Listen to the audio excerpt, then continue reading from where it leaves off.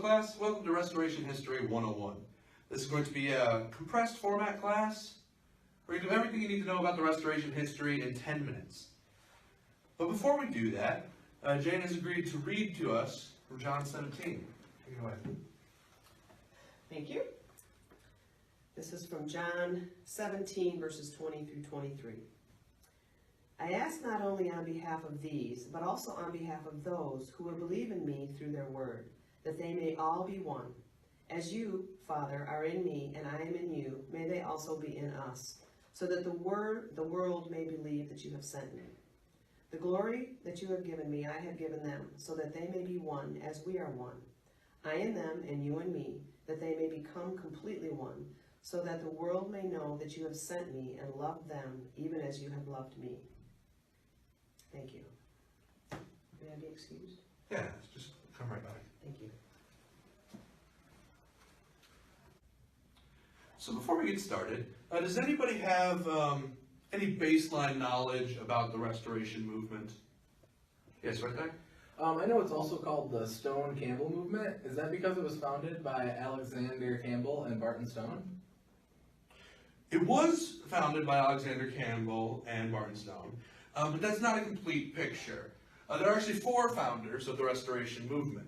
Lloyd Knowles called them the Big Four. So there was Alexander Campbell, right? But there was also his father, Thomas Campbell, who had a big part in shaping his ideologies. And then Barton Stone, like you already said, and Walter Scott. If I ever make anything materialize in thin air like this, that means it will be on the test. Moving on. Wait! Did we move? Wait, that's not important. Who are these people? Asking the real questions, Luke. All right.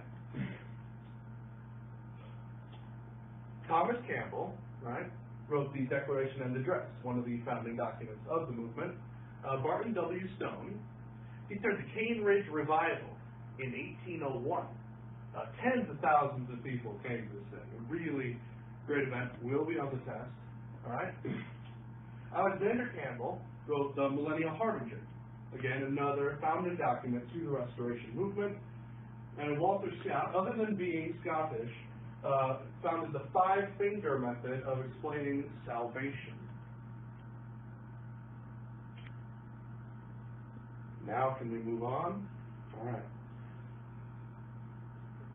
All right, does anybody have any questions at this point? Alright, so what is this movement even? I forgot to say that. Very good question, Luke. Right? So the Restoration movement, founded by Campbell and Scott, is a movement set to bring the church back to its primitive state. In these documents, the primitive church is referring to how it was in the book of Acts, right after Christ's ascension.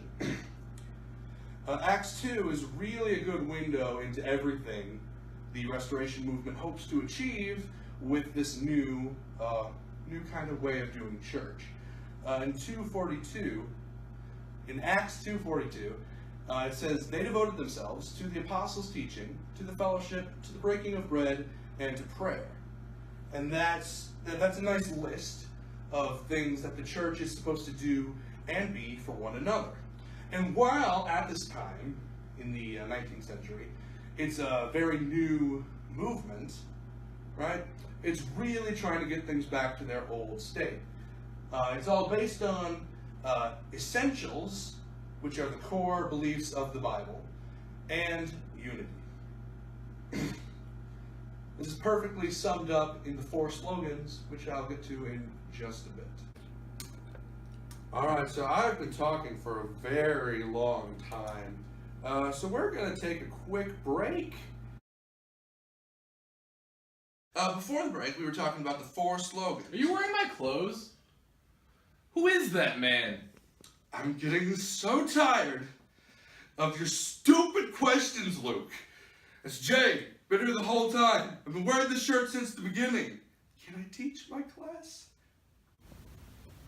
My name is Todd. It's pronounced Jane. Okay. Alright, this is going to be on the test. The 4 slogans are as follows. Number 1, where the Bible speaks, we speak. Where the Bible is silent, we are silent. Pretty straightforward, but a founding tenet of the Restoration Movement.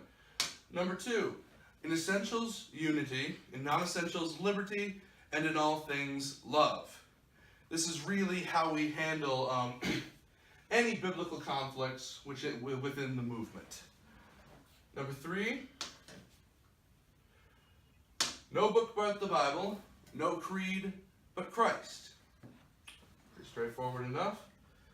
And number 4, We are not only Christians, we are Christians only. that was a test. Correct.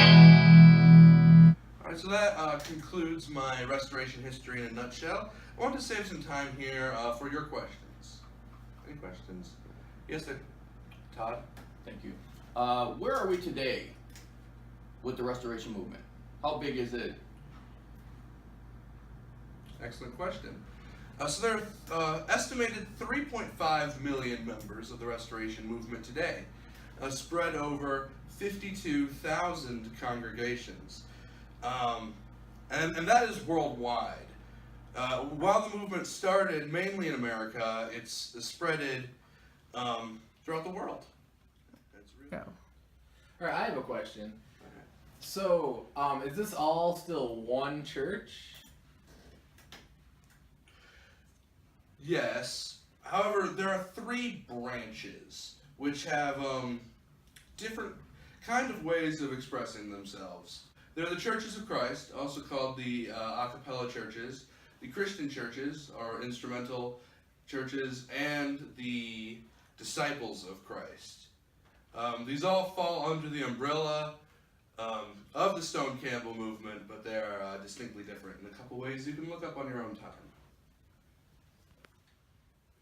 Alright, that concludes this class. I need to amend your syllabus. There isn't going to be a final exam for this class. Instead, you are all going to make your own 10-minute videos. It's not even the same thing! You shut your mouth, Luke. Make a video. And if it's just a teacher in a classroom, points off. You gotta be creative with this. Got it? Alright, let's go.